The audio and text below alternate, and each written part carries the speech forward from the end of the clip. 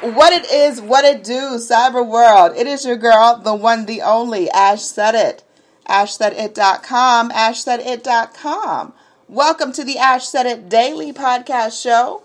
I am your girl, Ash Brown, and yes, over 1,600 episodes, woots, and over 500,000 streams worldwide. Thank you guys for all of your love and support. I wouldn't be able to do this show without you guys, without the love, the shares, the cares. It makes a huge, huge difference. So keep supporting the movement. We got some new things coming up in 2021. We got a lot of stuff coming in 2021. But today, I am fortunate enough to speak with a young lady that is absolutely turning heads here and there, everywhere. Yes, we are talking about one selected for the Pan-African Film and Arts Festival, the ultra-talented young filmmaker herself, the fabulous Yakima Rich. Hey, Yakima. Oh, hey. Come on down. Pretty much, I want to put you on payroll. I walk into any room. Straight up. Y'all heard it first. I love it. But no, love, again, thank you for having me. Thank you. And you better correct them. Okay, let them know. Yes. All right, so Yakima. All right, what part of the country are you holding down today? I am in Baltimore, Maryland. What kind of weather you guys having up there today? It's a little cold. Actually, it's a lot of cold, okay? Like, it's windy out here. The trees are blowing left and right. It might blow away if you walk outside. It's a mess. But Maryland is just weird anyway with weather. Gotcha. But no snow. You guys aren't having snow? No snow. Okay, That's good. Plus. All right, so Yakima, take us back. When did you realize that you wanted to be a filmmaker? Well, acting is the primary. So I've been acting since high school. Are we giving ages today? What you feel, girl? This is your story. So I've been acting for a little over a decade. And as far as filmmaking, I'm a baby to that. So my filmmaking journey started in the last year and a half, in terms of making my own film. So. Gotcha. So what was the catalyst that pulled you into filmmaking? It's funny, hearing your story, it's the same thing. Just as an actor, it's for real. Just as an actor, you're left to the whim of other folks in the industry. You're left to their opportunity that you fit for or you don't fit for.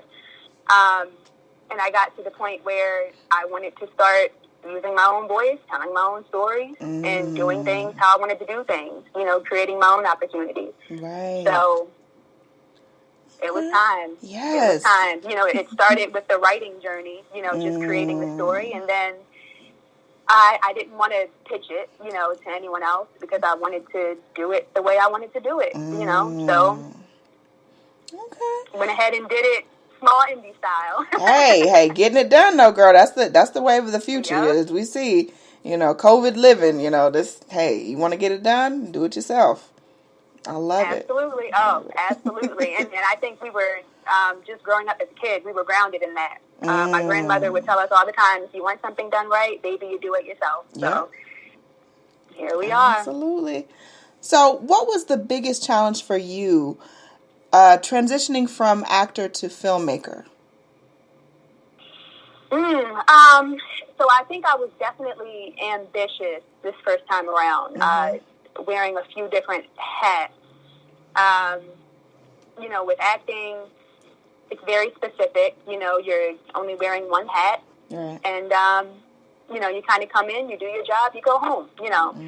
But with the filmmaking aspect, there's a lot more moving parts that you have to govern, and honey, it was quite a lesson. it was quite a lesson. I imagine it was. Yeah, going from just one primary thing to a load of different things. I would imagine that's definitely something to to take piece by piece, little by little. It's like it's a whole new world. You're like, oh snap. Like, thank God for, I'm just very, I'm a stickler for organization and just preparation. And it's like, thank God for that, because that came in clutch a lot of the time. Absolutely. Well, congratulations to you for being selected for the Pan-African Film and Arts Festival this year. Virtual. Thank you. I'm telling you, and even that felt like a real ambitious tick when I was submitting last year. It was definitely at the top of the list. So for them to have hit me with that selection email this year, I could not believe it. That is a blessing. So who's the first person you called after you got that email? My sister. I think it was my sister that I told. The first person. Yeah. Oh. Yep. So, she actually helped with the filming process. She provided locations. So I always say, like, we got into another festival, because, she's part of the team. So. Yeah. Now, for people that are unaware or just not familiar with it, what is PAFF, or Pan-African Film and Arts Festival? Yeah, so the Pan-African Film Festival is, I believe, it's actually the largest and most prestigious Black film festival in the nation. Yeah. So, of course, that was that's huge. That's huge. Yes, and they've been doing their thing since, like, 92. Yeah, wow. So they're also true to this and not new to this. Yeah. Yep. All right. So how is this year going to be different with everything going on with COVID? We're so used to going to actual venues and events. Now this year, the festival is going to be virtual. Yeah. Yep. So it's an LA-based festival, so they usually conduct it there. But, this year, due to COVID, it's going to be online. So you can actually hit their website and, they're pretty much running it as close to form as usual. You can buy a one-time pass if you want to support, just one piece if you're choosing. Right. You can buy a full industry or a full festival pass if you want to support the whole thing.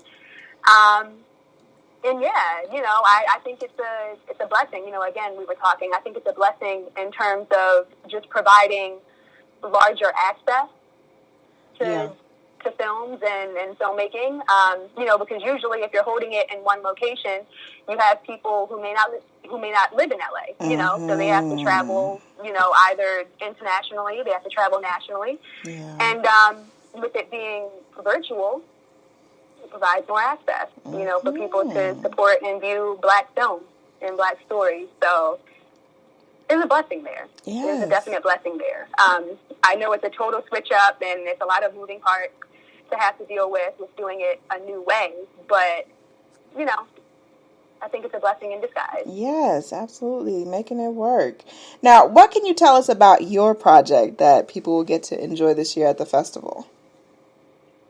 So it's a series, Milestones. So it's a 5-part series, 2 of which will be shared for the festival, episodes 1 and 2.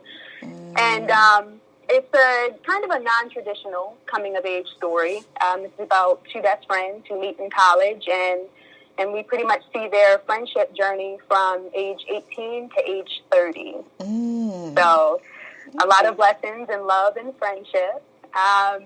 And I always think, like, pitch-minded. So, just in pitching it and getting some sort of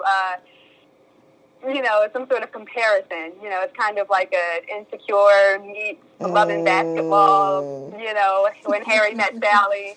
It's in that world. Gotcha. Okay. Now, how long did it take for you guys to film? So, we did go over production schedule a little bit.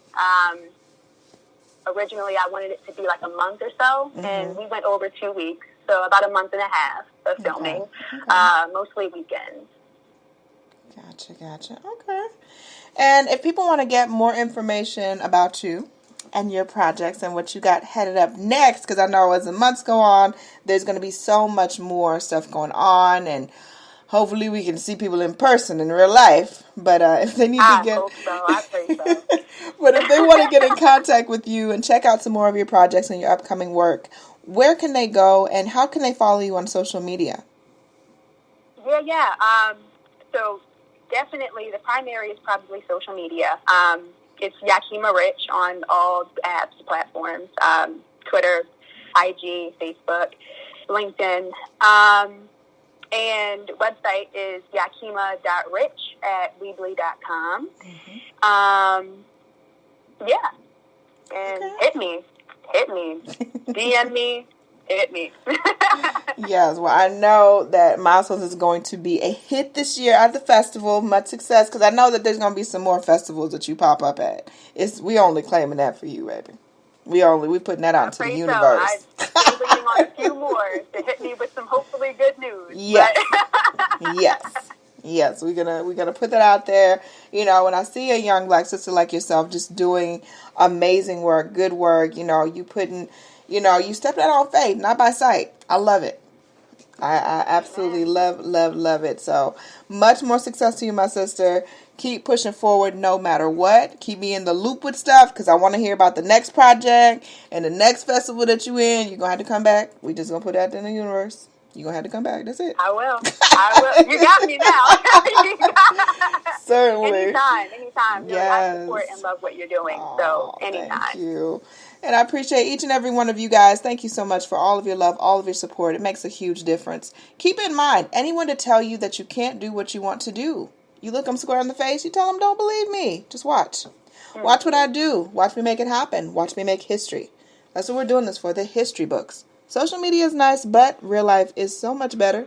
Until next time, you guys.